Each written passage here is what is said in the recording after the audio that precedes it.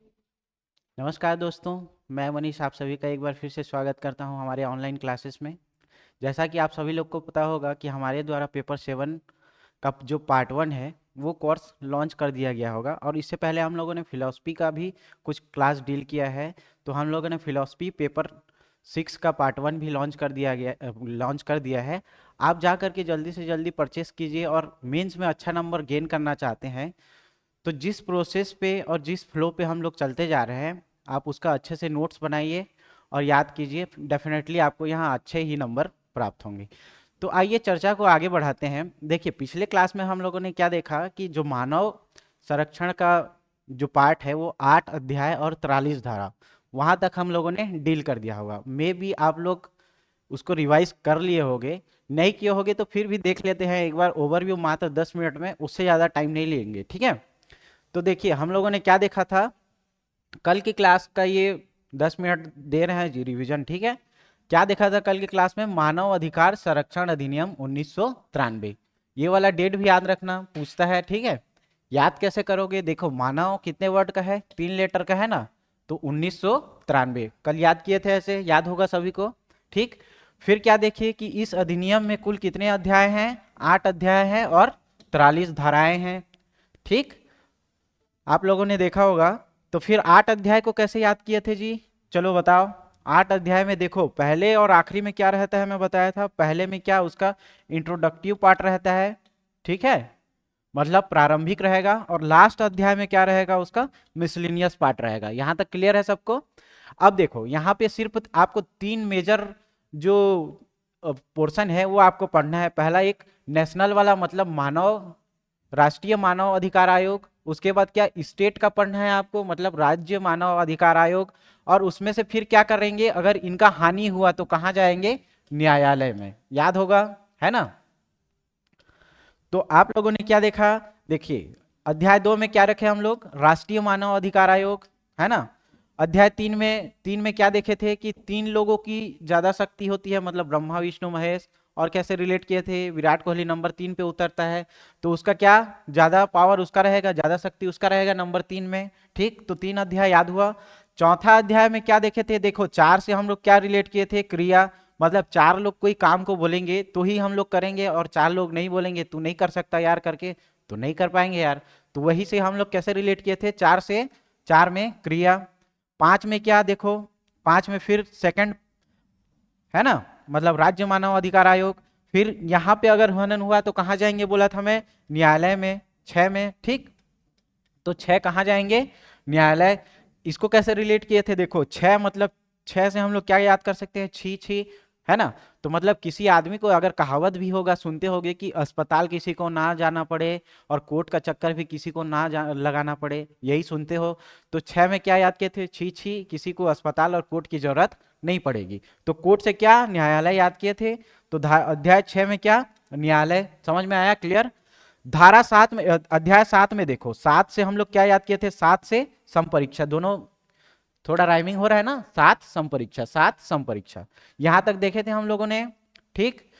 I think आप लोग को याद हुआ होगा। फिर भी 5-10 मिनट का ओवरव्यू देख लो पिछले क्लास का, या जिसको अच्छे से याद है वो फास्ट फॉरवर्ड कर ले 10 मिनट के लिए, ठीक है। उसके बाद फिर हम लोग धारा 1 से स्टार्ट करेंगे, है ना जी। अब देखो, अध्याय 1 में प्रारंभिक हम लोगों ने देखा था, उसमें क्या बोला था? सिर्फ धारा 1 और धारा 2 ही आएगा। चाहे कोई भी एक्ट पढ़ लो, कुछ भी एक्ट पढ़ लो, संसार में जितने भी एक्ट हैं सब में धारा 1 में क्या रहता है? उसका नाम रहता है, विस्तार रहता है, और लागू कब कब से हुआ है ये रहता है। और दूसरे धारा में क्या रहता है? इस अधिनियम में जितनी भी डेफिनेशन आएंगी, वो डेफिनेशन कहाँ डील की रहेगी जी? धारा 2 में। क्लियर है? यहां तक समझ में आया सबको? फिर क्या देखे थे? धारा, धारा को याद किए थे यार, 43 धारा। सबको देख लेते हैं एक एक बार कैसे याद किए थे। धारा 3 में देखो, 3 से हम लोग क्या याद किए थे? आयोग 3 लेटर का है ना, तो धारा 3 में क्या होगा? आयोग का गठन होगा। क्या बताया था मैं? 3 में क्या होगा? आयोग का गठन होगा, बोला था। अब आयोग का गठन है, मतलब कोई संस्था का यहाँ पे गठन कर रहे हैं, तो संस्था में कार्य करने के लिए आपको कर्मचारी भी चाहिए रहेंगे। उन कर्मचारियों का क्या रहेगा? एक हेड भी रहेगा, वो आपको चाहिए होगा।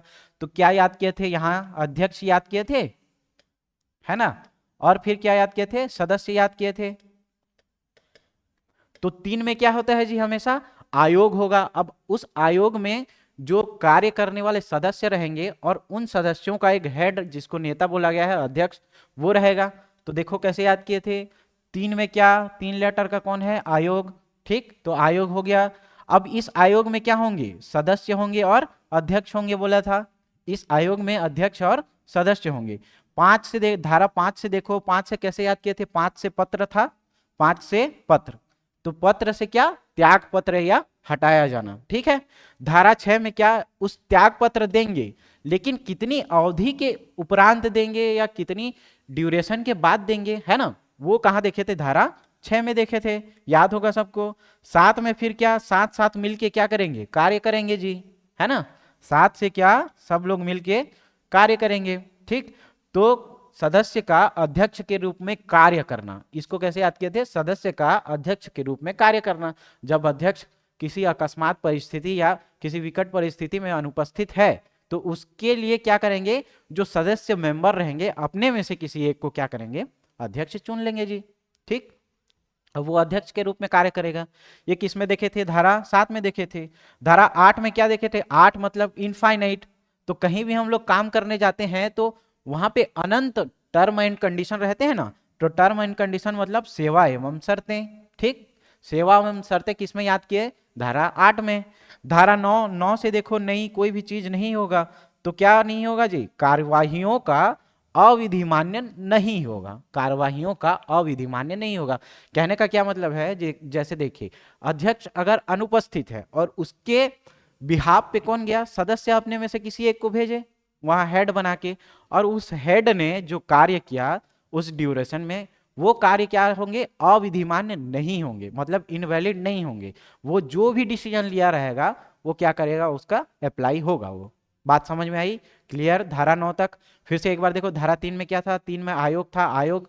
4 में फिर क्या था, अध्यक्ष और सदस्य थे। 5 से पत्र याद किए थे, पत्र याद किए थे मतलब त्याग पत्र। 6 में क्या याद किए जी, फिर 6 में त्याग पत्र कितने अवधि में देगा वो देखे, पदावधि। 7 में क्या, साथ साथ काम करेंगे, मतलब सदस्य का अध्यक्ष के रूप में कार्य करना। 8 में क्या, इनफाइनाइट रहेगा, क्या रहेगा, सेवा एवं शर्तें। 9 में क्या, नहीं, मतलब कोई भी कार्य जो है अविधिमान्य नहीं होगा। क्लियर है, बात समझ में आई यहां तक, आप लोगों ने देखा होगा, ठीक है। बाकी अगर लेट हो रहा है डील करने में ऐसे, तो एक बार बस ओवरव्यू है, आप लोग देख लीजिए, पिछले क्लास में भी हम लोगों ने इसको देखा था, ठीक है।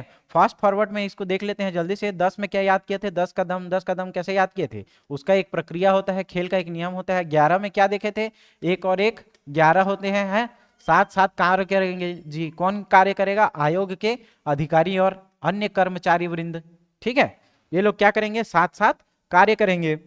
उसके बाद फिर क्या देखिए, धारा 12, 12 में देखो कैसे याद किए थे, कोई भी आदमी 24 घंटा तो काम नहीं करेगा, है ना, 24 घंटा कार्य नहीं करेगा, मतलब कितना, लगभग उसका आधा तो करेगा ही करेगा, 12 घंटा। तो 12 में क्या देखे थे, आयोग के कृत्य या कार्य देखे, ठीक है। फिर 13 में क्या देखे थे, देखो आम बोलचाल की भाषा में क्या बोलते हैं कि अगर किसी का कॉपी या पेन गुम गया है या किसी का पैसा गुम गया है तो क्या बोलते हैं, तेरा जांच करेंगे, तेरा जांच करेंगे बोलते हैं ना। तो 13 से क्या हो जाएगा, जांच से संबंधित शक्ति। 14, धारा 14 में क्या बताया था, आप लोग याद कर लेना, बोला था क्या, इन्वेस्टिगेशन।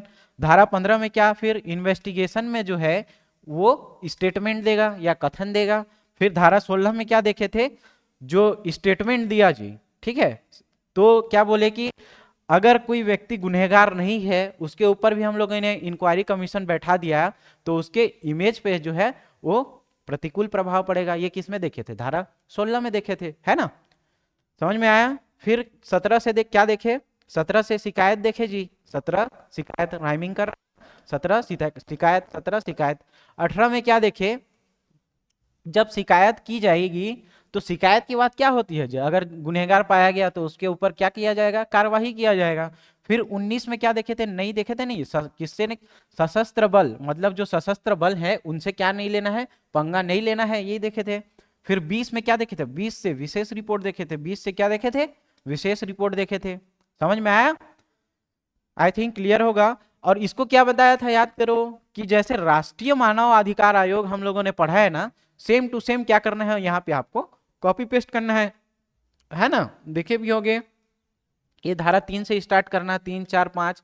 3 में क्या देखे थे, आयोग होगा ना, तो 3 में क्या, राष्ट्रीय मानव अधिकार आयोग होगा, तो यहाँ पे क्या होगा, राज्य मानव अधिकार आयोग देखा हमने। ठीक, तो इसको याद कर लेना, एक बार देख लेना, समझ में आ गया। फिर किसने, देखो धारा 30 में क्या देखे हम लोग ने, 30 में क्या देखे कि जो 6 में क्या देखे थे, पहले याद करो कि न्यायालय देखे थे, क्या, छी न्यायालय नहीं जाना चाहिए, तो इसको उठाना है और कॉपी पेस्ट करना है यार, मानव अधिकार न्यायालय, तो किस में होगा, 30 में। तो फिर 31 में क्या देखे थे, एक अभियोजक होगा, एक अभियोजक होगा, एक से मतलब क्या, 31 में एक क्या होगा, अभियोजक होगा। ठीक, फिर 7 में क्या देखे थे यार, संपरीक्षा देखे थे, है ना। 7 में क्या देखे थे, इसका संपरीक्षक देखे थे। तो देखो धारा 32 आ रहा है ना, धारा 32 में क्या, दो दो क्या दो, अनुदान दो, दो दो अनुदान दो, किसको बोल रहे हो, केंद्र को बोल रहे हो। तो 33 में क्या बोलेगा, राज्य भी बोलेगा हमको भी अनुदान चाहिए। अब अनुदान के नाम पे कोई ब्लैक मनी जो है ट्रांसफर कर रहा है व्हाइट मनी में, तो उसका क्या करेंगे, फिर ऑडिट करेंगे, किसमें आएगा, धारा 34 में और 35 में। समझ में आया। फिर क्या देखिए, धारा जो अध्याय 8 है उसमें मिसलिनियस देखे थे। फिर इसमें क्या देखे, धारा 36 में क्या देखे थे, याद करो, 6 छक्का कोई भी नहीं मार सकता, है ना, कौन, युवराज, ये हर किसी की बात नहीं है। तो इसमें क्या देखे थे, इसमें क्या देखे थे, अधिकारियों के अधीन न आने वाली विषय, हर किसी के विषय में ये नहीं आ सकता यार। फिर 7 में क्या देखे थे, 7 में इन्वेस्टिगेशन दल बुलाएंगे, विशेष अन्वेषण दलों का गठन करेंगे, साथ में साथ साथ काम करेंगे, कौन, तो दल में ही तो काम करेंगे। तो धारा 38 में फिर क्या देखे थे, सद्भावना पूर्वक की गई कार्यवाहियों के लिए संरक्षण देखे थे, मतलब इन्वेस्टिगेशन तो हुआ, फिर उसका क्या करेंगे हम, उसका दस्तावेज रखेंगे या संरक्षण करेंगे उसका। फिर धारा 39 में क्या देखे थे, लोक सेवक बनना है, लेकिन आजकल की डेट में हर कोई लोक सेवा तो नहीं कर रहा है ना। लेकिन फिर धारा 40 क्या देखे थे, धारा 40 में क्या देखे थे, सेवा कार्य, 40 में क्या, 40 ठो काम करना है, 40 ठो क्या करना है, काम करना है, ऐसे बोलते हैं ना, 40 काम मेरे पास है यार, अभी टेंशन मत ले, ताम झाम मत कर, ऐसे बोलते हैं ना। तो 40 सेवा कार्य देखे। 40 ख को याद कर लेना बोला था। 41 में क्या देखे थे, एक नियम बनाएंगे, याद है होगा, एक नियम बनाएंगे, कौन बनाएगा, राज्य सरकार बनाएगा यार। एक नियम बनाने की राज्य सरकार की शक्ति, एक नियम बनाने की राज्य सरकार की शक्ति। फिर धारा 42 में क्या देखे थे, दो से दूर करो, दो से दूर करो यार, तो दूर करने की शक्ति। और धारा 43 यानी कि हर अधिनियम का आखिरी धारा क्या होता है, निरसन एवं व्यावृत्ति, इसको आप लोग जानते होंगे, है ना। तो 1 से धारा 43 तक ये फास्ट रिवीजन था, है ना, पिछले क्लास में हम लोगों ने यहाँ तक देखा था। अब देखते हैं इसका क्या करेंगे, इसका डील करेंगे, हर आर्टिकल का, हर सेक्शन, हर जो धारा है उसका हम लोगों ने क्या किया, क्या करेंगे, डील से पढ़ेंगे। और अध्याय जो है वो आप लोगों ने अच्छे से याद कर लिया होगा। तो किस अध्याय में कैसा क्वेश्चन और किस सेक्शन में कैसा क्वेश्चन बनता है, आइए थोड़ा समझते हैं इसको। देखो धारा 1 और धारा 2 से ज्यादा क्वेश्चन तो नहीं बनेंगे, ठीक, लेकिन फिर भी पूछता है कि धारा 1 में क्या आएगा, संक्षिप्त नाम आएगा, विस्तार आएगा और प्रारंभ कब से हुआ है। ठीक, धारा 1 में क्या आता है जी, संक्षिप्त नाम, विस्तार और प्रारंभ। तो इस अधिनियम का पूरा नाम क्या है, संक्षिप्त नाम क्या है, मानव अधिकार संरक्षण अधिनियम 1993। पहले भी हम लोगों ने याद किया होगा कि कैसे याद करेंगे, मानव कितना है, 3 लेटर का है ना, तो 1993। ठीक, पूरा नाम क्या है इस अधिनियम का, मानव अधिकार संरक्षण अधिनियम 1993। ठीक है, समझ में आया आपको। फिर इसका विस्तार कहां कहां होगा, ये चीज पढ़ेंगे हम लोग जी। तो इसका विस्तार देखिए, इसका विस्तार कहां, संपूर्ण भारत में होगा। लेकिन जब जम्मू कश्मीर का मामला चल रहा था तो उसमें क्या था कि जम्मू कश्मीर पे ये अधिनियम लागू नहीं होता था। ठीक, लेकिन जैसे ही जम्मू कश्मीर को एक विशेष राज्य का दर्जा दिया गया या जो टेरिटरी बनाया गया, फिर उसमें क्या बोला गया कि ये संपूर्ण भारत में लागू होंगे। ठीक है, अब इस अधिनियम का जो स्टार्टिंग डेट है वो कभी कभी पूछ देता है आपको, तो याद रखिएगा 28 सितंबर 1993 को यह क्या हुआ था जी, प्रवृत्त हुआ, समझा जाएगा। ठीक, तो नाम क्या देखे, मानव अधिकार संरक्षण अधिनियम 1993, पहला क्या था, नाम। विस्तार कहां देखे, संपूर्ण भारत में इसका विस्तार। फिर क्या देखे, प्रारंभ, प्रारंभ कब था जी, 28 सितंबर 1993 को। बात क्लियर है, यहां तक समझ में आई सब लोग को। फिर देखिए धारा 2 धारा 2 से क्वेश्चन पूछ भी लेता है, लेकिन पर्टिकुलर ये पूछ के नहीं देता कि सेक्शन 1 में क्या है धारा 2 के, या सेक्शन 2 में क्या है धारा 2 के, ये नहीं पूछता। या तो आपको पूछेगा कि मानव अधिकार से आप क्या समझते हैं, पहला, या सशस्त्र बल से आप क्या समझते हैं, ये चीज पूछ देगा, या अंतरराष्ट्रीय प्रसंविधा क्या है ये पूछेगा। ये तीन के अलावा यहां से और परिभाषा से क्वेश्चन नहीं बनता।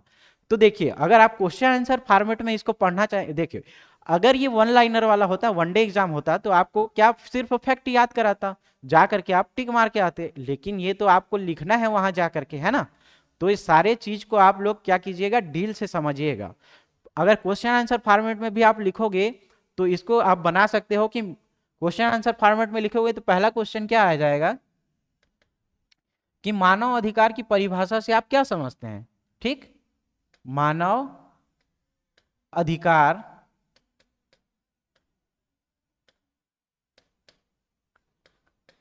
को परिभाषित कीजिए, को परिभाषित कीजिए।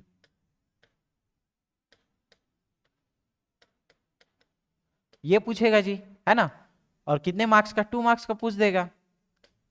तो आपको क्या लिखना है, यही लिखना है। अगर बेयर एक्ट के लैंग्वेज में आप लोग समझने जाएंगे या लिखने जाएंगे तो थोड़ा मुश्किल हो सकता है, क्योंकि बेयर एक्ट का भाषा और लैंग्वेज जो है वो थोड़ा कठिन रहता है। इसलिए हम लोगों ने क्या किया, इसको थोड़ा नॉर्मल भाषा में समझ, नंबर उतने ही मिलेंगे, आप चाहे बेयर एक्ट का लिखो या चाहे ये लिखो। चेकर क्या करना चाहता है, सिर्फ आपको चेक करना या आपके नॉलेज को टेस्ट करना चाहता है कि हाँ उस चीज के बारे में आप लोग कितना समझ रहे हैं या कितना जान रहे हैं। ठीक है, समझ में आया। तो धारा 2 में क्या देखे हम लोगों ने, परिभाषाएं देखी। तो सबसे पहला परिभाषा क्या है जी, लिखिए मानव अधिकार। ठीक, मानव अधिकार को परिभाषित कीजिए। अब इसको क्या देखिए, मानव अधिकार से आप क्या समझते हैं ये बोलेगा। तो मानव अधिकार ऐसा अधिकार होगा जो आपको क्या, अंतरराष्ट्रीय प्रसंविधा में उसका क्या होगा, भाग होगा। अंतरराष्ट्रीय प्रसंविधा का जो भाग होगा वही मानव अधिकार का परिभाषा दिया गया है। एक एक चीज को समझते हैं कि अब अंतरराष्ट्रीय प्रसंविधा में दिया क्या गया है ना, ये पूछेंगे और ये जानेंगे इसको। तो देखिए, मानव अधिकार से जो प्राण, स्वतंत्रता, समानता और व्यक्ति की गरिमा है, ये आप लोग पढ़ते हुए होंगे, प्राण एवं दैहिक स्वतंत्रता, है ना, मूल अधिकार में। तो इसमें क्या बोला गया है कि जो मानव अधिकार है, प्राण, स्वतंत्रता, समानता और व्यक्ति की गरिमा से संबंधित ऐसे अधिकार अभिप्रेत हैं जो संविधान द्वारा प्रत्याभूत किए गए हैं या अंतरराष्ट्रीय प्रसंविधा का भाग है। ठीक, अंतरराष्ट्रीय प्रसंविधा का क्या भाग है, क्या भाग है जी, प्राण, स्वतंत्रता, समानता और व्यक्ति की गरिमा, जो किसके द्वारा, संविधान के द्वारा आपको दिए गए हैं, प्रत्याभूत किए गए हैं।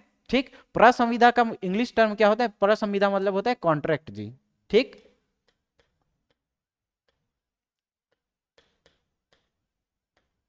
ठीक होता है, प्रसंविधा मतलब क्या होता है जी, कॉन्ट्रैक्ट होता है। ठीक, तो इसका मतलब क्या समझे, मानव अधिकार का परिभाषा, मानव अधिकार से एक लाइन में अगर समझने की कोशिश करें, जो अंतरराष्ट्रीय प्रसंविधा में हम लोग को संविधान के द्वारा दिया गया है वो क्या है, मानव अधिकार है।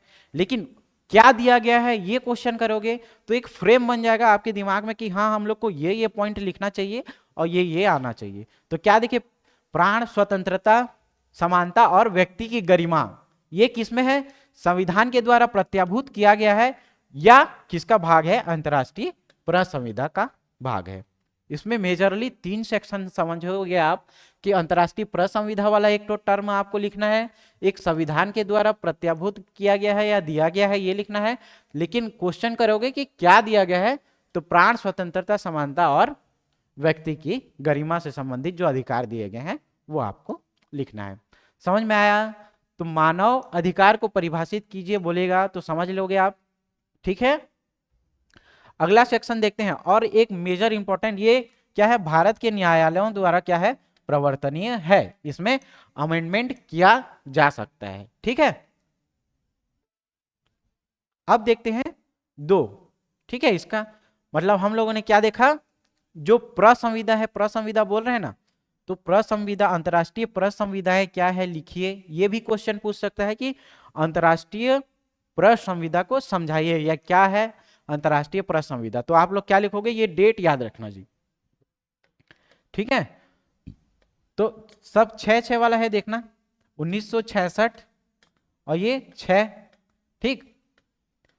तो अंतर्राष्ट्रीय प्रसंविदा क्या है जी? प्रसंविदा जो 16 दिसंबर 1966 को संयुक्त राष्ट्र संघ की महासभा के द्वारा क्या किया गया है? स्वीकार किया गया है, जो मुख्यतः सामाजिक, आर्थिक, राजनीतिक और सांस्कृतिक क्षेत्र से संबंधित है। ऐसा कॉन्ट्रैक्ट जो कहा यूएनओ में, संयुक्त राष्ट्र सभा में क्या किया गया है? उसको स्वीकृत किया गया है कि ये संविदा या ये कॉन्ट्रैक्ट किस में आएंगे? मानव अधिकार से रिलेटेड हैं, तो ये अंतर्राष्ट्रीय प्रसंविदा में आएंगे। कब का डेट दिया गया है? सब 6 वाला याद करना है बोला हूं, तो 16 सितंबर 1966। 16 सितंबर 1966 तक जितने भी प्रसंविदाएं की गई है कहां पे? राष्ट्र संघ में, वो संविधाएं क्या आएगी जी? अंतर्राष्ट्रीय प्रसंविदाएं आएंगी। बात क्लियर है? समझ में आई यहां तक? ठीक। अब देखते हैं अगला, सशस्त्र बल। ठीक है, सशस्त्र बल का मतलब क्या है? जो जितने भी हमारे देश में सेना है, चाहे वायुसेना हो जाए, थल सेना हो जाए या नौसेना हो जाए, तो ये सारी की सारी जितने सेनाएं आएंगे वो किसमें आएगी? सशस्त्र बल में आएगी। और जो केंद्र सरकार या राज्य सरकार के अंतर्गत आते हैं अर्ध सैन्य बल, वो भी कहाँ आएंगे? सशस्त्र बल की परिभाषा के अंतर्गत आएंगे। ठीक, सशस्त्र बल से क्या समझे कि नौसेना, थल सेना और वायुसेना से है। और इसके अंतर्गत संघ का कोई क्या आता है जी? अर्ध सैन्य बल। अर्ध सैन्य बल जैसे आप लोग जानते हो, नाम सुने होंगे, सीआरपीएफ, सीआईएसएफ, है ना, ये सब किस में आएंगी? अर्ध सैन्य बल में आएगी। ठीक, 3 परिभाषा मेजर है इसमें से, बाकी सब जो है वो एक एक लाइनर का फैक्ट है, उसमें आपको उतना ज्यादा मेहनत नहीं करना पड़ेगा या जानना नहीं पड़ेगा। 3 आपको परिभाषा यहां से मेजर देखने हैं। पहला क्या? मानव अधिकार से देखना है। मानव अधिकार से क्या देखे, एक बार क्विक रिवीजन करते हैं। मानव अधिकार में ऐसा कॉन्ट्रैक्ट, ठीक, ऐसा कॉन्ट्रैक्ट जो संविधान के द्वारा दिया गया है, और वो कौन कौन सा है जी? प्राण, स्वतंत्रता, समानता और व्यक्ति से संबंधित प्रसंविदाएं आएंगी। ठीक, पहला चीज देख लिया आप लोगों ने। दूसरा चीज क्या देखे? कॉन्ट्रैक्ट ही क्या है, मतलब अंतर्राष्ट्रीय प्रसंविदा क्या है? तो ऐसा कॉन्ट्रैक्ट जो आपको कब से किया गया है? 16 दिसंबर 1966 से क्या दिया गया है जी? आपके राष्ट्र संघ में स्वीकृत किया गया है। ठीक, समझ में आया? 16 दिसंबर 1966 से आपको क्या किया गया है? महासभा द्वारा स्वीकार किया गया है। ठीक, अब उसके बाद क्या देखें हम लोग? सशस्त्र बल देखें। तो सशस्त्र बल के अंतर्गत कौन कौन सी आती हैं जी? जो जितने तीनों फोर्स हैं या केंद्र सरकार के अधीन या संघ के अधीन जो अर्ध सैन्य बल आते हैं, वो क्या आते हैं जी? सशस्त्र बल के अंतर्गत आते हैं। ठीक, तो तीनों परिभाषा क्लियर हुई। यही तीनों परिभाषा आपको पूछ सकता है, बाकी और परिभाषा इसमें से आने की बहुत कम ही चांस है। ठीक है, आगे देख लेते हैं जी। राष्ट्रीय अल्पसंख्यक आयोग से आप एक एक लाइन का है, बस आप लोग पढ़ लेना इसको, फिर भी एक बार देख लेते हैं। राष्ट्रीय अल्पसंख्यक आयोग से आप क्या समझते हैं? तो राष्ट्रीय अल्पसंख्यक आयोग का अधिनियम 1992 की धारा 3 के अधीन गठित राष्ट्रीय अल्पसंख्यक आयोग अब परिभाषित है। मतलब 1992 की जो धारा 3 में उल्लेखित है, वही परिभाषा क्या है जी? राष्ट्रीय अल्पसंख्यक आयोग है। ठीक, फिर अधिसूचना। अधिसूचना या नोटिफिकेशन का क्या मतलब समझते हो? जैसे सब लोग बोलते हैं कि 26 तारीख को जो है सीजीपीएससी अपना क्या करता है? नोटिफिकेशन जारी करता है ना। तो नोटिफिकेशन का मतलब क्या है कि राजपत्र में प्रकाशित अधिसूचना। ठीक है, राजपत्र में प्रकाशित अधिसूचना से ही क्या बोलते हैं? उसको अधिसूचना बोलते हैं। लोक सेवक का क्या अर्थ है जी? जो भारतीय दंड संहिता की धारा 21 में परिभाषित है, वो लोक सेवक की परिभाषा है। और राज्य आयोग की परिभाषा क्या है? जो धारा 21 के अधीन राज्य मानव अधिकार आयोग में है। धारा 21 जब इसके आगे पढ़ेंगे तो आप लोग को समझ में आएगा। ठीक, ये था उसका परिभाषा। अब देखते हैं धारा 3। अब मेजर पोर्शन जो है स्टार्ट होता है जी यहां से। अब देखो, इसको क्वेश्चन आंसर फॉर्मेट में भी आप लोग पढ़ सकते हैं, चाहे या नॉर्मली आप फैक्ट के तौर पे भी याद कर सकते हैं। लेकिन आपको 1 लाइनर का एग्जाम देने नहीं जाना है वहां, तो आपको यहाँ तो पढ़ना पड़ेगा और लिखना ही पड़ेगा मेंस के आंसर राइटिंग में। ठीक, तो आइए समझते हैं कि राष्ट्रीय मानव अधिकार आयोग का गठन एवं संरचना। ये आ चुका है क्वेश्चन ना, देखना। राष्ट्रीय मानव अधिकार आयोग के गठन एवं संरचना को समझाइए। ठीक, तो सबसे पहले गठन एवं संरचना पूछेगा तो आपको क्या बताना है कि ये मानव अधिकार संरक्षण अधिनियम धारा 3 में परिभाषित है कि कैसे इसका गठन होगा और कैसी इसकी संरचनाएं होगी। ठीक है, समझ में आया। अब देखते हैं इसमें क्या रहेगा। अब बेयर एक्ट के लैंग्वेज में आप लोग देखने जाओगे इसका तो बहुत लेंदी उसका वर्डिंग है जी। ठीक, तो ये थोड़ा आसान भाषा में है, इसको समझने की कोशिश कीजिए, फिर अपने शब्दों में लिखने की कोशिश कीजिए। ठीक है, तो धारा 3 में क्या है, याद कैसे किए थे, आयोग का गठन। 3 में क्या, आयोग का गठन। इसमें क्या होगा, एक अध्यक्ष होगा, एक फिर क्या होगा, सदस्य होगा, और क्या होगा इसमें, एक महासचिव। ठीक, तो संरचना की बात की जाए, राष्ट्रीय मानव अधिकार आयोग के संरचना में 3 मेजर लोग होंगे जी। एक क्या होगा, अध्यक्ष होगा, फिर सदस्य होंगे इसमें, और एक महासचिव होगा। बात क्लियर है, समझ में आई। तो इसकी संरचना की बात करें तो 3 मेजर लोग आएंगे। कौन, एक अध्यक्ष रहेगा पहला, फिर उसमें सदस्य रहेंगे, सदस्य देखेंगे कौन कौन से पूर्णकालिक रहते हैं और पदेन सदस्य रहते हैं, वो समझ में आएगा अभी। फिर एक क्या रहेगा, लास्ट में महासचिव रहेगा। ठीक है, क्लियर है, समझ में आया यहां तक। अब देखो सदस्य 2 टाइप के रहेंगे जी यहाँ पे, एक रहेगा पूर्णकालिक और एक रहेगा पदेन सदस्य। ठीक, तो याद कैसे करेंगे, पूर्णकालिक में कितने सदस्य रहेंगे, 5, और पदेन सदस्य में कितने रहेंगे, 7। तो हम लोग क्या पढ़ रहे हैं, देखो धारा 3 पढ़ रहे हैं, 5 7 सब क्या आ रहा है, विषम संख्या वाली संख्या आ रही है ना। तो ये इसमें धारा 3 में सब क्या रखना है, आपको विषम संख्या वाला चीज याद रखना है। विषम संख्या कहने का मतलब क्या है, देखो धारा 3 में है तो इसमें से हम लोग को 5 और 7 पढ़ना है। 5 क्या है जी, पूर्णकालिक सदस्य, और 7 क्या है जी, पदेन सदस्य। याद हुआ आपको, समझ में आया। तो 3 में क्या, 3 मेजर लोग आएंगे, कौन कौन, अध्यक्ष आएगा, सदस्य आएगा, और क्या आएगा जी, महासचिव आएगा। ठीक, क्लियर है, तीनों समझ में आया। फिर देखो अध्यक्ष देख लिए, फिर सदस्य में जो है वहां क्या आएंगे, 5 पूर्णकालिक सदस्य आएंगे और 7 क्या आएंगे जी, पदेन सदस्य आएंगे। ठीक है, समझ में आया यहां तक। अब देखो अध्यक्ष किसको बनाएंगे, सदस्य किसको बनाएंगे, मतलब पूर्णकालिक सदस्य, या जो हम लोग क्या यहाँ पे पदेन सदस्य देख रहे हैं वो कौन कौन होंगे, ये भी तो आपको डिफाइन करना है। क्लियर है, समझ में आया। तो देखते हैं आगे फिर।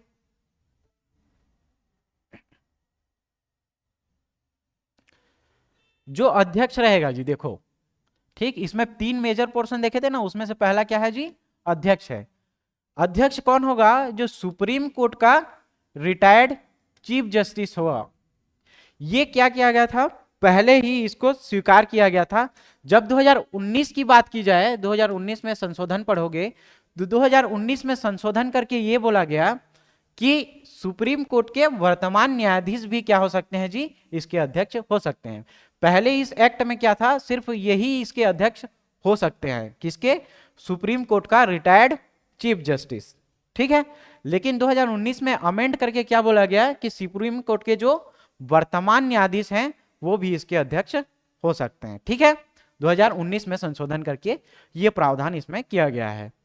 समझ में आया। अध्यक्ष कौन होगा, अध्यक्ष कौन होगा जी, सुप्रीम कोर्ट का रिटायर्ड चीफ जस्टिस, या जो वर्तमान में प्रेजेंट है वो।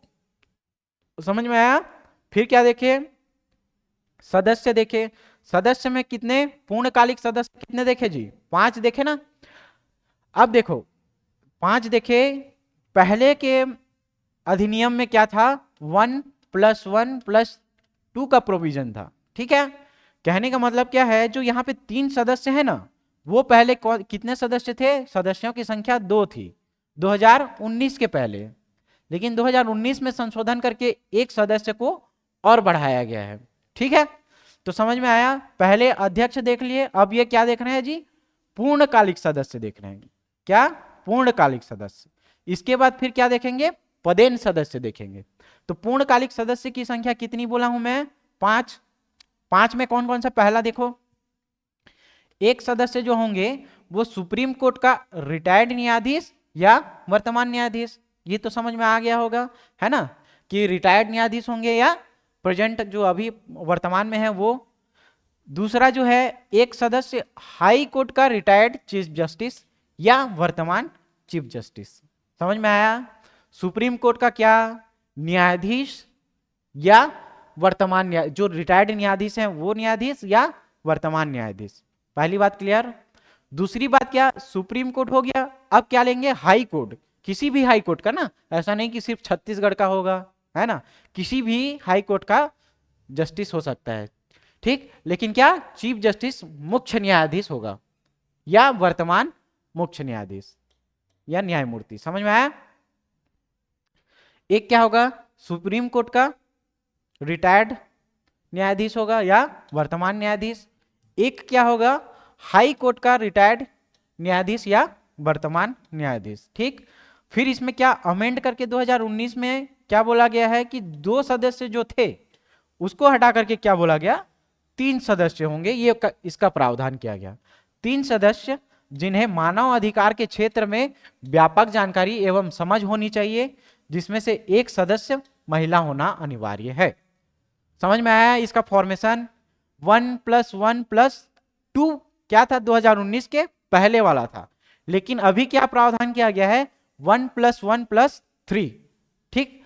एक क्या हो गए, जो आपके सुप्रीम कोर्ट के न्यायाधीश होंगे वो, दूसरा हाई कोर्ट के चीफ जस्टिस होंगे वो, और तीसरा क्या, 3 सदस्य होंगे। लेकिन 3 सदस्य क्या, जिनके क्या बोला गया है यहां कि मानव अधिकार के क्षेत्र में क्या रखेंगे, वो व्यापक जानकारी रखेंगे, ठीक है। अब उस 3 में से एक महिला कैंडिडेट, एक महिला का होना आवश्यक है, एक महिला सदस्य उसमें होने ही होने हैं, कंपलसरी हैं। समझ में आया, क्लियर है यहां तक बात, ठीक। अब उसके बाद क्या देखेंगे जी, पदेन सदस्य। इसके पहले क्या देखे हम लोगों ने, पूर्णकालिक सदस्य देख लिए। पूर्णकालिक सदस्य कितने थे, 5 थे। अब क्या देखेंगे, पदेन सदस्य देखेंगे जी, ठीक है। पदेन सदस्य की संख्या कितनी, 7। और हम लोग पढ़ क्या रहे हैं, धारा 3, तो इसको कैसे याद कर सकते हो, 3, 5, 7 सब क्या है, विषम संख्या है ना, तो इसके हिसाब से आप लोग देख लेना। अब क्या, पदेन सदस्य में कौन, जितने भी वर्ग हैं, जितने भी वर्ग हैं, कहने का मतलब क्या है, एसटी वर्ग हैं, एससी वर्ग हैं या ओबीसी हैं, तो उनमें से जो अध्यक्ष चुने जाएंगे वो इसके क्या होंगे जी, पदेन सदस्य होंगे। समझ में आया। इसका ऐसा करने का प्रोविजन या प्रावधान क्या है वो आगे समझेंगे। सबसे पहले देखिए, अनुसूचित जाति के यहाँ पे क्या होंगे, अध्यक्ष होंगे, अनुसूचित जनजाति के अध्यक्ष होंगे, फिर ओबीसी वर्ग का क्या होगा जी, अध्यक्ष होगा, फिर अल्पसंख्यक आयोग के क्या होंगे, यहाँ अध्यक्ष होंगे। अब इसका ऐसा करने का क्या मतलब है, देखो, इसका मतलब यह है कि कोई वर्ग है, अगर उसका क्या हो रहा है जी, किसी भी हिसाब से उनके अधिकारों का हनन हो रहा है, या बोलना चाहिए कुछ उनके ऊपर जो प्रावधान दिए गए हैं वो प्रावधान का लाभ उनको नहीं मिल पाया है, तो जो इनके हेड होंगे, मतलब अध्यक्ष लोग होंगे, वो क्या करेंगे, उन जो वर्ग है उनकी बात कहां रखेंगे, मानव अधिकार आयोग में रखेंगे। तो इसमें से कोई भी वर्ग जो है वो इस प्रोविजन से अछूता नहीं रहेगा। इसका प्रावधान करने का यही मतलब है कि जितने भी वर्ग के लोग हैं यहाँ, ठीक है, वो लोग आकर के क्या करेंगे, अपनी बातों को यहाँ पे रखेंगे। ठीक, क्लियर है, समझ में आया यहां तक। अब देखिए, राष्ट्रीय महिला आयोग के अध्यक्ष होंगे, बाल संरक्षण आयोग के अध्यक्ष होंगे और दिव्यांगजन आयोग के मुख्य आयुक्त होंगे। ठीक है, समझ में आया। तो कौन कौन इनके 7 पदेन सदस्य हुए, जितने भी वर्ग हैं, मतलब एसटी, एससी, ओबीसी और अल्पसंख्यक, ये 4 के सीधे सीधे क्या अध्यक्ष, 4 का नाम याद हुआ। फिर इसमें कौन लोग आएंगे, बालक लोग भी आएंगे और महिला लोग भी आएंगे। ठीक, समझ में आया।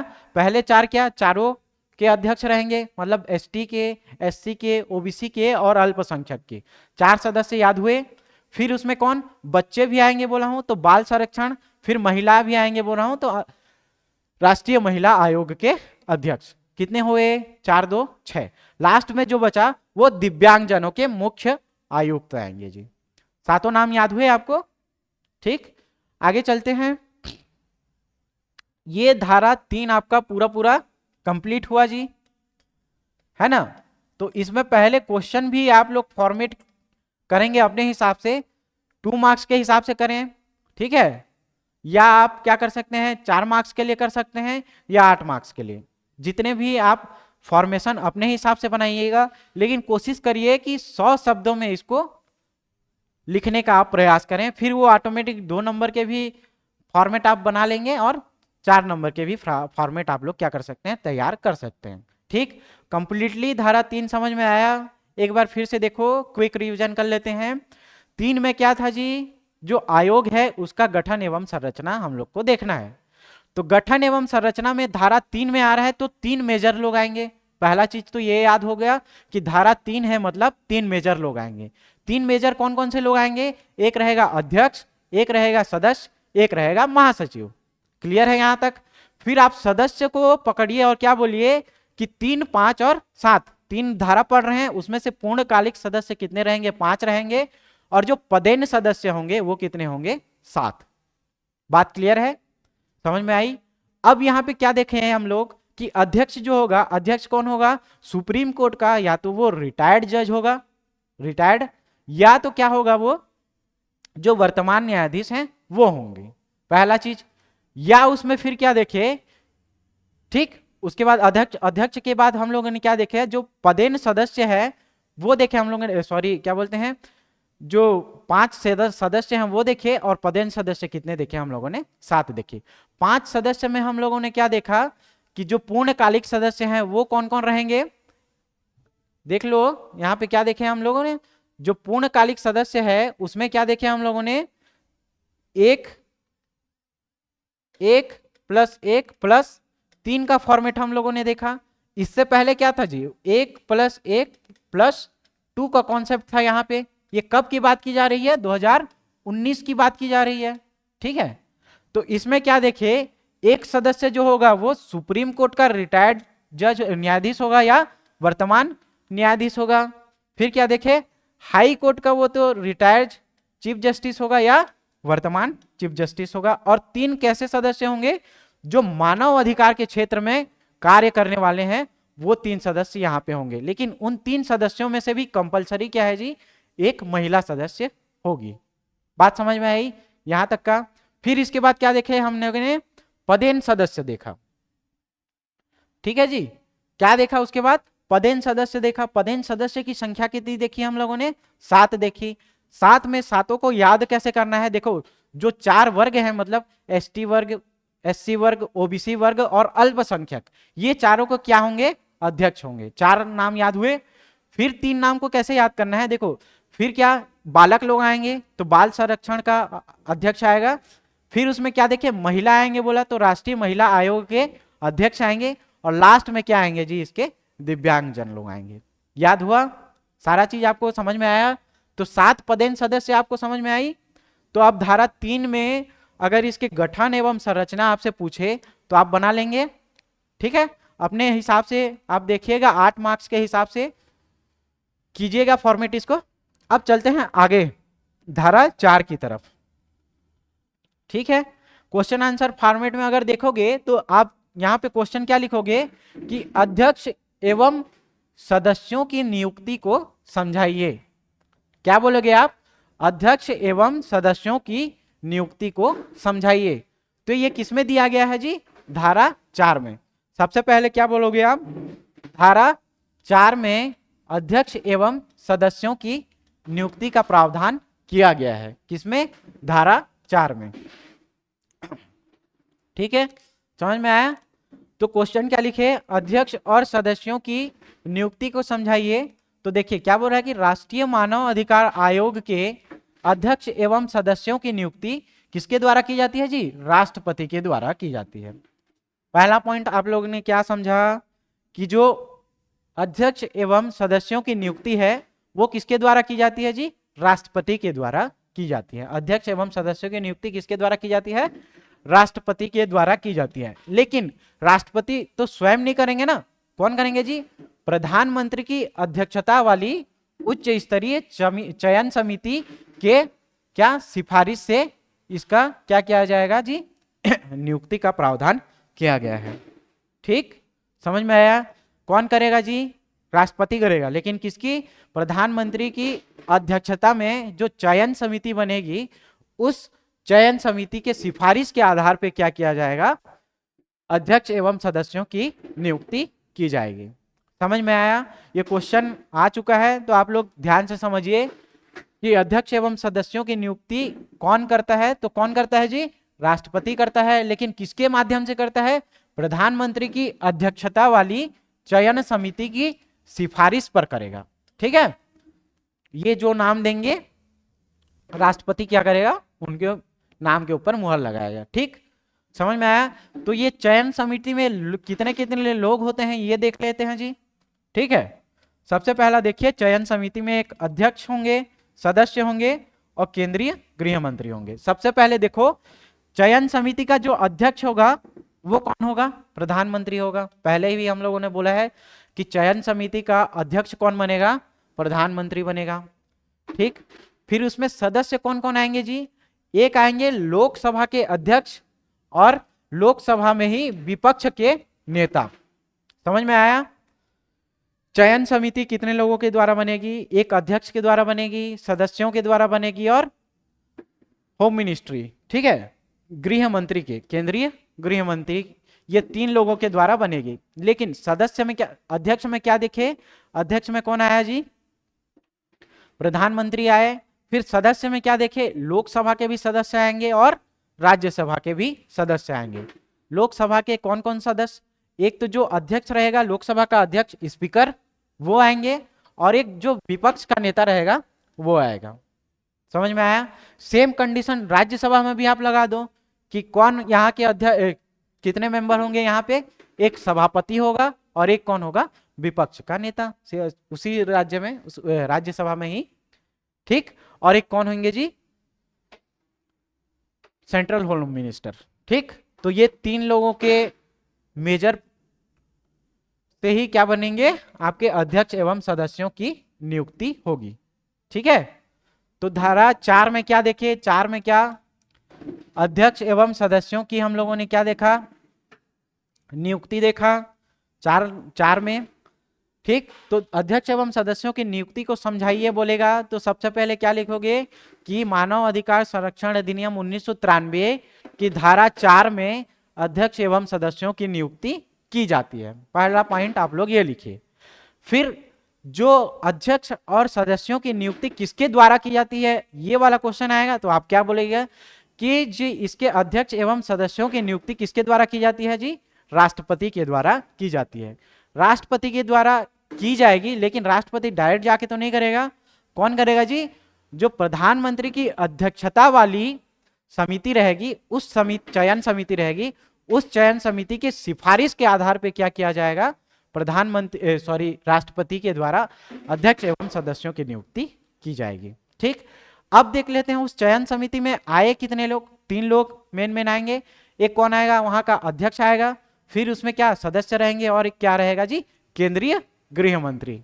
ठीक है, सदस्य में कौन कौन आएंगे, लोकसभा के सदस्य और राज्यसभा के सदस्य आएंगे। लेकिन लोकसभा के कौन कौन से सदस्य और राज्यसभा के कौन कौन से सदस्य, ये भी आपको देखना है।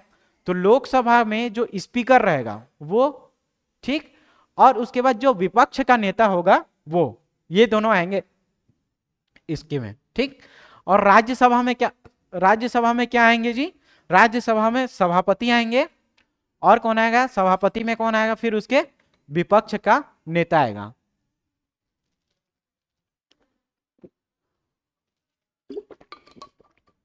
समझ में आया?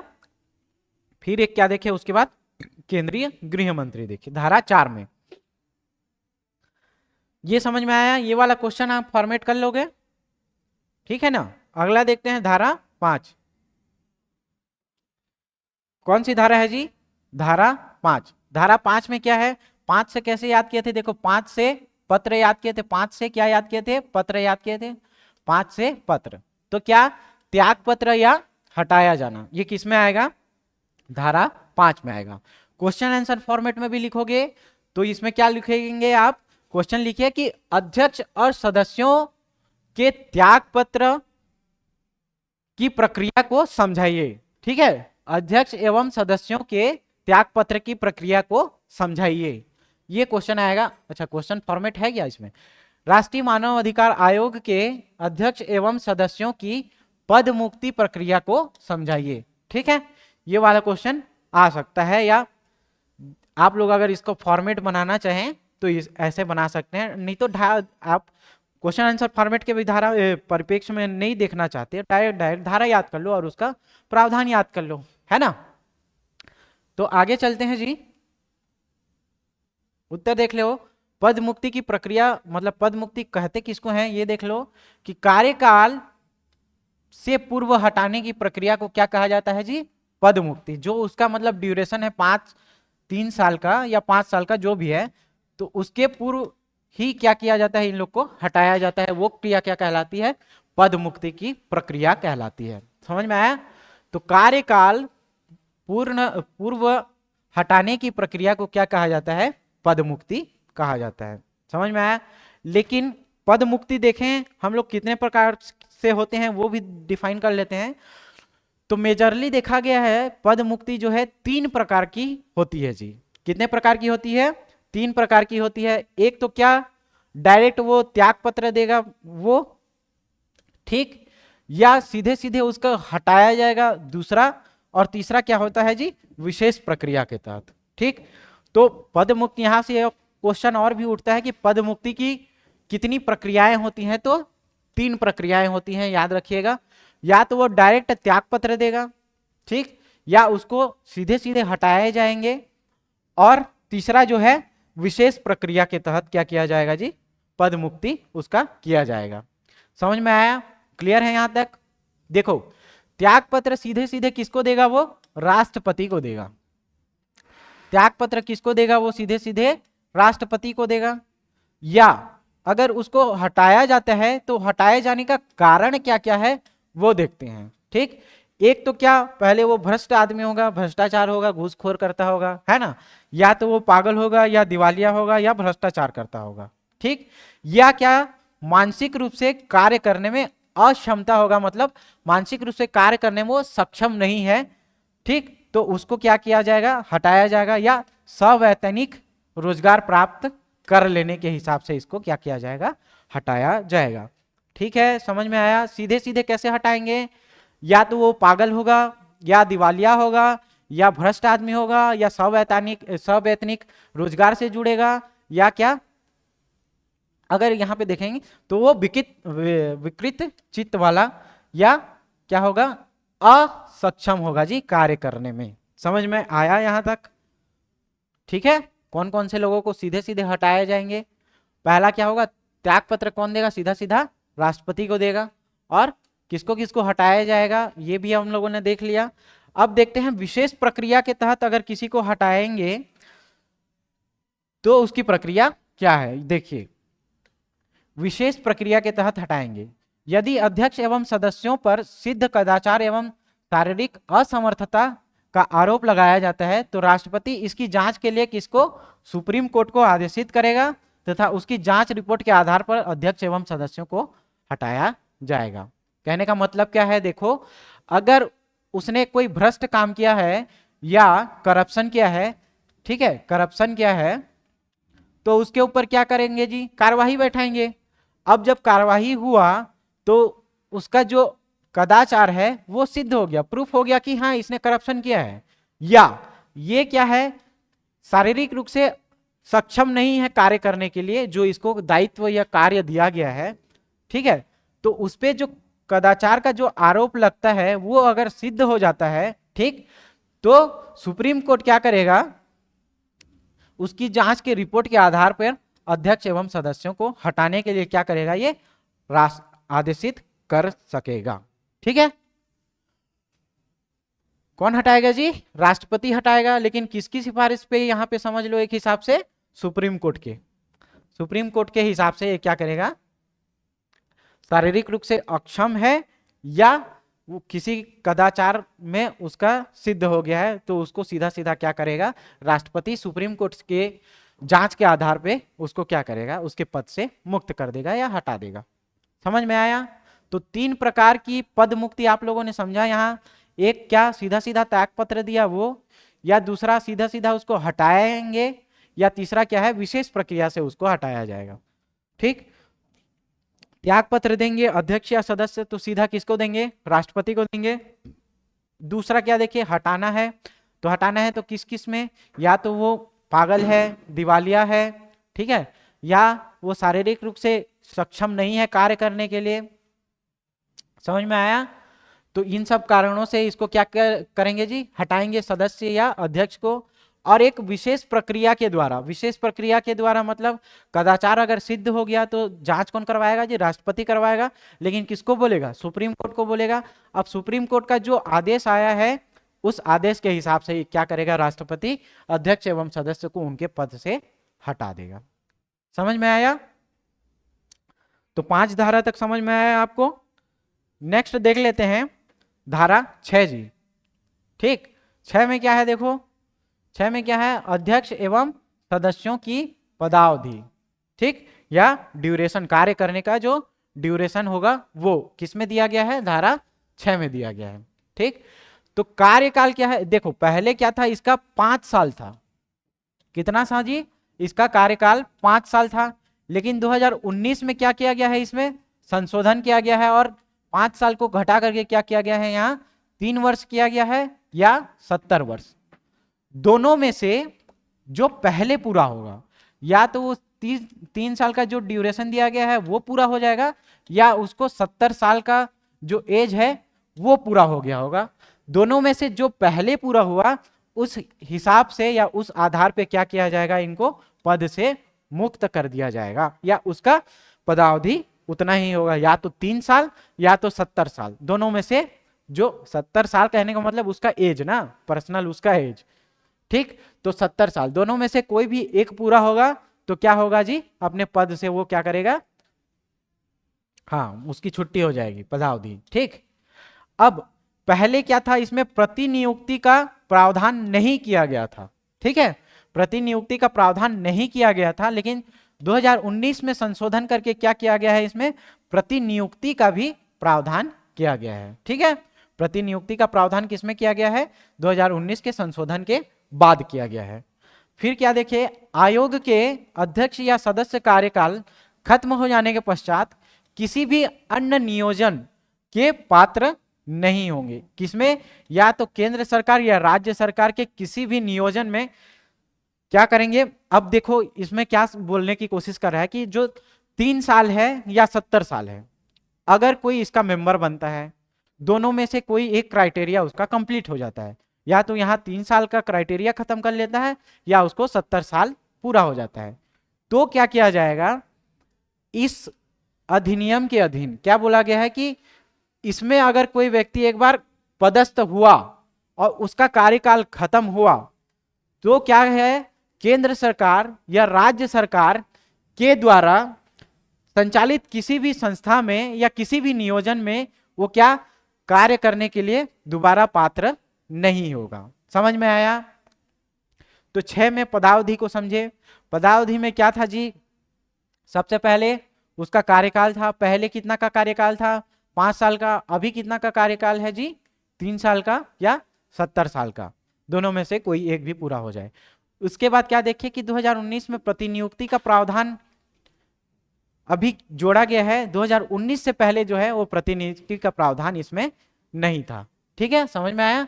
फिर क्या देखिए कि जो एक बार इसका मेंबर बन गया और मेंबर उसका पदावधि खत्म हुआ तो केंद्र सरकार या राज्य सरकार के अधीन किसी भी नियोजन का वो दोबारा पात्र नहीं होगा। समझ में आया? धारा 6 तक सबको समझ में आया? फिर देखते हैं जी 7।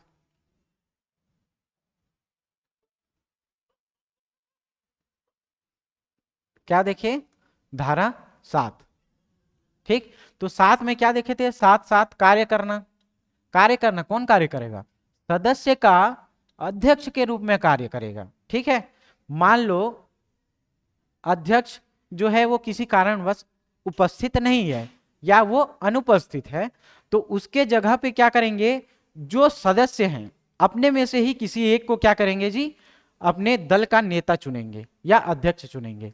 ठीक है, लेकिन जो अपने ही सदस्य का नेता चुन रहे हैं वो कौन होंगे, हम लोगों ने 2 टाइप के सदस्य पढ़े हैं यहाँ पे धारा 3 में। याद करो कि जो 5 टाइप के हैं वो कौन से सदस्य रहेंगे और 7 टाइप के कौन से, ठीक है, 7 टाइप के जो सदस्य पढ़े हैं हम लोगों ने, क्या पढ़ा है, पदेन सदस्य पढ़ा है, और 5 टाइप के जो सदस्य पढ़े हैं वो क्या, पूर्णकालिक सदस्य हम लोगों ने पढ़ा है। ठीक, तो जो पूर्णकालिक सदस्य हैं उनमें से ही किसी एक को सदस्य बनाया जाएगा, ना कि पदेन सदस्य में से किसी एक को वहां पे सदस्य बनाया जाएगा। बात क्लियर है, समझ में आई यहां तक आपको, कि यहाँ पे अगर हम लोग को क्या करना है, कोई सदस्य में से ही क्या कर रहे हैं जी, अध्यक्ष बन रहे हैं।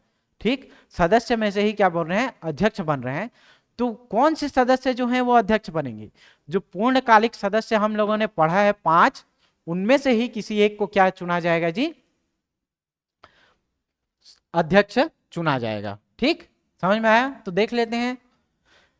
कार्यवाहक अध्यक्ष की नियुक्ति वर्तमान अध्यक्ष की अनुपस्थिति में राष्ट्रपति द्वारा अस्थायी अध्यक्ष की नियुक्ति करेगा। अस्थायी अध्यक्ष की नियुक्ति कौन करेगा जी, राष्ट्रपति। लेकिन क्या कार्यवाहक अध्यक्ष के रूप में करेगा, क्यों करेगा, क्योंकि जो प्रेजेंट वाला अध्यक्ष है वो किसी कारणवश उपस्थित नहीं है। ठीक, तो राष्ट्रपति क्या करेगा, कार्यवाहक अध्यक्ष की नियुक्ति करेगा। लेकिन जो पूर्णकालिक सदस्य हैं उनमें से ही किसी एक को क्या करेगा, कार्यवाहक अध्यक्ष के रूप में नियुक्त किया जाएगा। समझ में आया, पहले भी हम लोगों ने देखा कि क्या करेंगे, जो पूर्णकालिक सदस्य हैं 5, उनमें से ही किसी एक को क्या करेंगे, अध्यक्ष के रूप में यहाँ पे चुनेंगे। ये किस में है जी, धारा 7 में है। समझ में आया, हर एक सेक्शन हर एक धारा से क्या बनेगा, यहाँ से आपका क्वेश्चन फॉर्मेट होगा जी। ठीक है, अब उसको आप क्या करेंगे, धारा तो हम लोगों ने अच्छे से डील से इसको पढ़ रखा है, आप लोग क्या कीजिए, उसमें क्वेश्चन का फॉर्मेट बनाने की कोशिश कीजिए।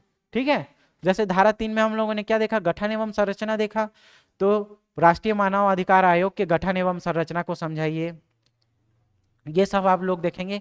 और एक बार आप लोग अगर केंद्र वाला जो मानव अधिकार है, राष्ट्रीय मानव अधिकार आयोग है, उसको अगर धारा को अच्छे से आप लोगों ने पढ़ लिया, जो धारा 21 से हम लोग स्टार्ट करेंगे, राज्य मानव अधिकार आयोग का गठन एवं संरचना, वहां पे same to same copy paste करना है, लेकिन कुछ कुछ बस पॉइंट ही क्या होंगे इसमें डिफरेंट होंगे, बाकी सब फॉर्मेट यही पढ़ना है आपको। तो जितना फोकस हो सके आप लोग ये 4-5 जो हम लोग धारा पढ़ेंगे उसको अच्छे से आप लोग करने की कोशिश कीजिए। ठीक है, अब देख लेते हैं जी धारा 8।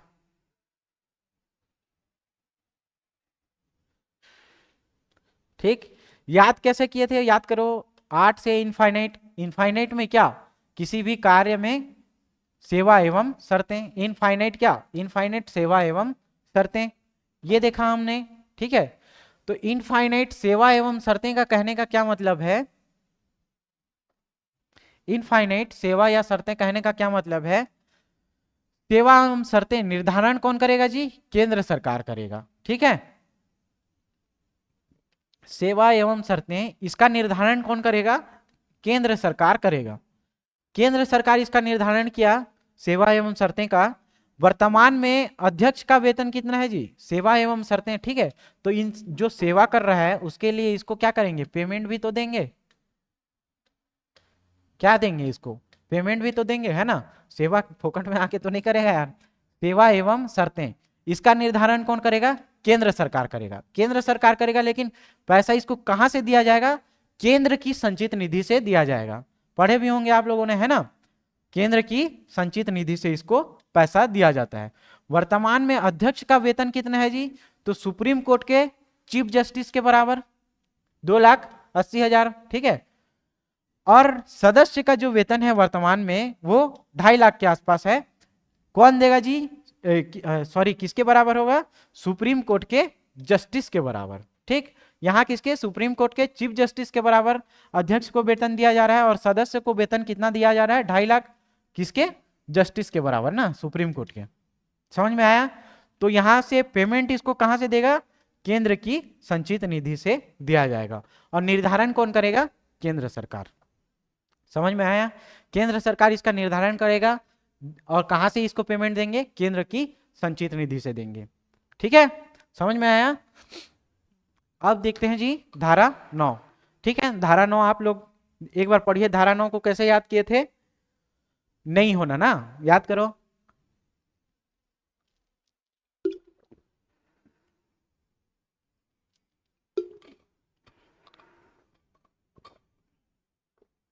धारा 9 कैसे याद किए थे?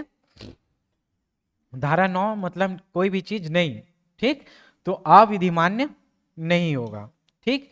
मतलब क्या, आयोग का कार्य, कोई कार्य या कार्यवाही केवल इस आधार पर प्रश्नगत नहीं की जाएगी या अविधिमान्य नहीं होगी कि आयोग में कोई पद रिक्त है या उसके गठन में कोई त्रुटि है, ठीक। कहने का क्या मतलब है, जो मान लो अध्यक्ष का पद क्या है यहाँ पे रिक्त हुआ है, ठीक है, तो उसके बदले में कौन आएगा जी? कार्यवाहक अध्यक्ष आएगा। क्या करेगा? उसके कार्यवाहियों का निर्वहन करने के लिए कौन आएगा? कार्यवाहक अध्यक्ष आएगा। अब उस ड्यूरेशन में कार्यवाहक अध्यक्ष के द्वारा कुछ कुछ निर्णय लिए गए हैं, ठीक है, समझ में आया? कुछ कुछ निर्णय लिए गए हैं या उसके द्वारा कुछ कुछ कार्य किया गया है। तो जब वो पद से हट जाएगा या पद में रहेगा, तब भी क्या उसके द्वारा जो किया गया कार्य होगा वो इनवैलिड नहीं होगा, मतलब जो भी कार्य करेगा वो वैधानिक होगा या वैलिड होगा। समझ में आया? ठीक, तो वही बोलना चाह रहा है कि अगर पद रिक्त है, उसके स्थान पर कार्यवाहक आया और उसने कुछ डिसीजन लिया या निर्णय लिया, तो वो वैलिड कार्य होगा ना, जब तक कि उसमें कोई नया अमेंडमेंट ना कर दिया गया है, वो क्या करेगा? वो कार्य वैलिड ही रहेगा। ये कौन सा बताता है जी? धारा 9, ठीक। 9 से अविधिमान्य नहीं होना, ऐसे याद रखे ना, पढ़े भी हम लोग। अब धारा 10 में देखो, 10 क्या बोल रहा है? 10 में क्या, बस 10 का दम देखे थे ना, तो उसका क्या होता है? एक प्रक्रिया होता है और नियम होता है ना, नियमित रूप से। तो आयोग, प्रक्रिया का आयोग द्वारा विनियमित किया जाना, ये किस में डिफाइंड है जी? धारा 10 में है, ठीक है। अब आयोग का, प्रक्रिया का आयोग द्वारा विनियमित किया जाना, जैसे हम लोगों ने क्या पढ़ा है संविधान में, सुप्रीम कोर्ट का पढ़ा है कि सुप्रीम कोर्ट कहाँ होगा जी? दिल्ली में होगा, उसका एक स्थान निश्चित होगा। अगर, ठीक है, अगर राष्ट्रपति चाहे, है ना, या चीफ जस्टिस की सिफारिश के बाद वो क्या, उसका सपोर्ट है, तो क्या करेंगे? वो कहीं और भी खोल सकते हैं उसके ऑफिस को। तो सेम जो है, ये भी बोल रहा है कि धारा 10 के अधीन क्या बोल रहा है कि प्रक्रिया का आयोग द्वारा विनियमित किया जाना। आयोग का अधिवेशन ऐसे समय और ऐसे स्थान पर होगा जो अध्यक्ष ठीक समझेगा, ठीक।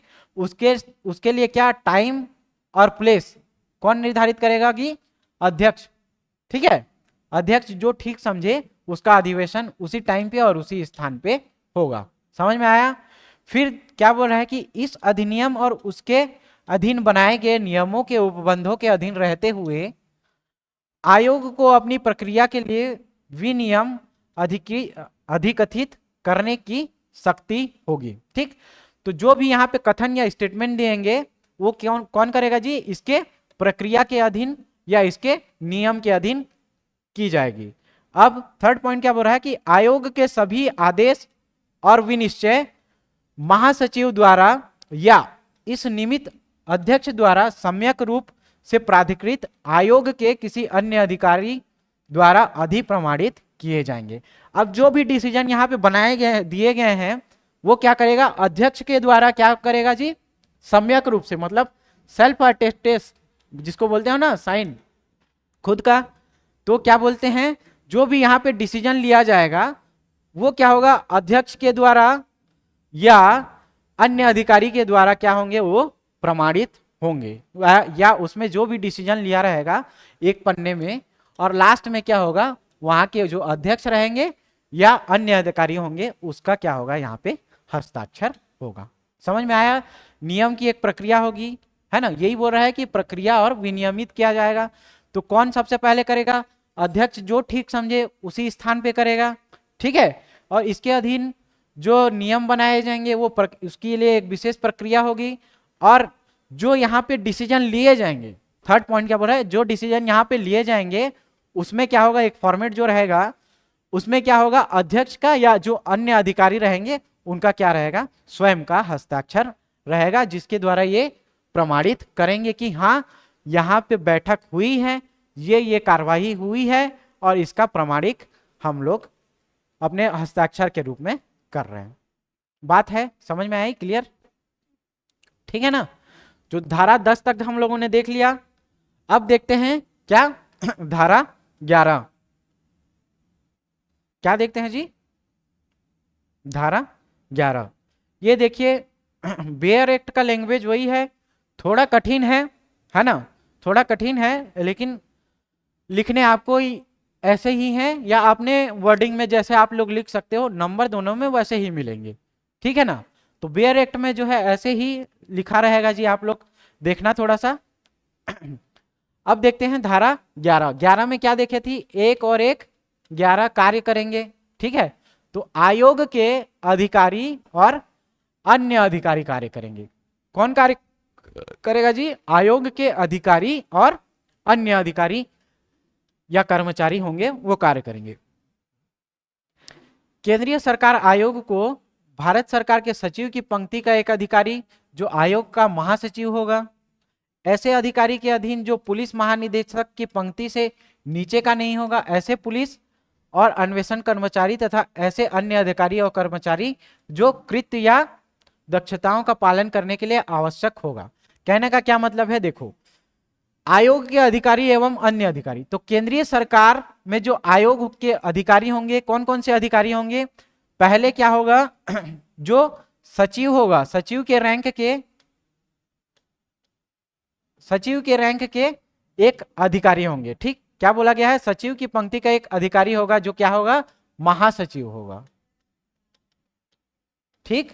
महासचिव, एक महासचिव होगा केंद्रीय आयोग में जो किसके रैंक का अधिकारी होगा जी, सचिव के। दूसरा क्या बोला गया है जी, एक डीजीपी के रैंक क्या होगा, है ना, ठीक। ऐसे अधिकारी जो पुलिस महानिदेशक की पंक्ति से अनिम्न पद श्रेणी का नहीं होगा। तो इसमें क्या याद रखना है, दो, एक पहला सचिव होगा और एक पुलिस महानिदेशक होगा, दो याद किए, समझ में आया। ये किस में आएगा जी, केंद्रीय सरकार के आयोग में आएगा। अब ऐसे नियम के अधीन रहते हुए जो केंद्र सरकार द्वारा इस निमित्त बनाए जाए और आयोग ऐसे अन्य प्रशासनिक, तकनीक और विशेष वैज्ञानिक कर्मचारी की नियुक्त कर सकेगा जो इसके लिए आवश्यक समझा जाएगा। अब इनको हेल्प करने के लिए और भी जो कर्मचारी हैं उन कर्मचारियों का अपॉइंट जो है ये कर सकते हैं, ठीक है। वही बोला गया है कि सचिव और डीजीपी की सहायता के लिए अन्य अधिकारियों की भी यहाँ पे क्या की जा सकती है, नियुक्ति की जा सकती है, ठीक है। अब उपधारा 2 मतलब इसके अधीन नियुक्त अधिकारियों और अन्य कर्मचारियों के वेतन भत्ते और सेवा की शर्तें ऐसी होगी जो विहित की जाए, ठीक। अब इसमें क्या किए हम लोगों ने, इनकी सहायता के लिए किसकी, डीजीपी और किसके जी, सचिव की सहायता के लिए अन्य अधिकारियों की या तकनीशियन और या वैज्ञानिक कर्मचारियों की हम लोगों ने, वैज्ञानिक कर्मचारी की हम लोगों ने क्या की, नियुक्ति की। तो उसका वेतन जो है वो इनके द्वारा निर्धारित की जाएगी, ठीक है। ये समझ में आया आपको। बेयर एक्ट का भाषा थोड़ा कठिन जाता है, लेकिन आप लोग अपने भाषा में उसको समझने की कोशिश कीजिएगा। एक बार फिर से देख लेते हैं ओवरव्यू धारा 11 का। धारा 11 क्या बोल रहा है कि आयोग के अधिकारी और अन्य कर्मचारी आएंगे। तो सबसे पहले उसमें क्या आएगा जी, एक सचिव के रैंक का अधिकारी होगा जिसको क्या कहा जाएगा, महासचिव कहा जाएगा। दूसरा क्या बोला गया है कि उसमें एक पुलिस महानिदेशक की नियुक्ति की जाएगी। अब इन दोनों की सहायता के लिए उपबंध 2 में क्या बोला गया है कि इनकी सहायता के लिए अन्य अधिकारियों की भी हम लोग क्या कर सकते हैं, नियुक्ति कर सकते हैं। अब तीसरे में क्या बोला गया है जी, इनको जो वेतन दिया जाएगा वो किसके हिसाब से दिया जाएगा, जो महासचिव और डीजीपी के रैंक का अधिकारी होगा बोलेंगे जिन उनके द्वारा विहित किया जाएगा वही वेतन क्या किया जाएगा, इनको दिया जाएगा। समझ में आया।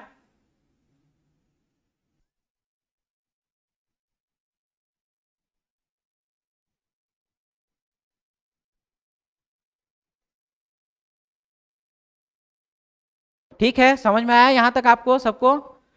अब देखिए ये वाला हम लोगों ने आज कौन सा क्लास, सेकंड क्लास कर लिया। यहां तक हम लोगों ने क्या देखा, पहले इसका पूरा अधिनियम और एक्ट हम लोगों ने याद किया और आज धारा 11 तक हम लोगों ने कंप्लीट किया है। ये क्या है, थोड़ा लेंदी है और लंबा है, इसीलिए क्या करेंगे हम लोग, जो 10-10 धारा है कम से कम एक दिन में 10 धारा कंप्लीट करते हैं। और इसके ऊपर आप लोग जो है वो क्वेश्चन आंसर का फॉर्मेट कीजिएगा। मैं क्वेश्चन दे दिया हूं, ठीक है। थैंक यू, धन्यवाद।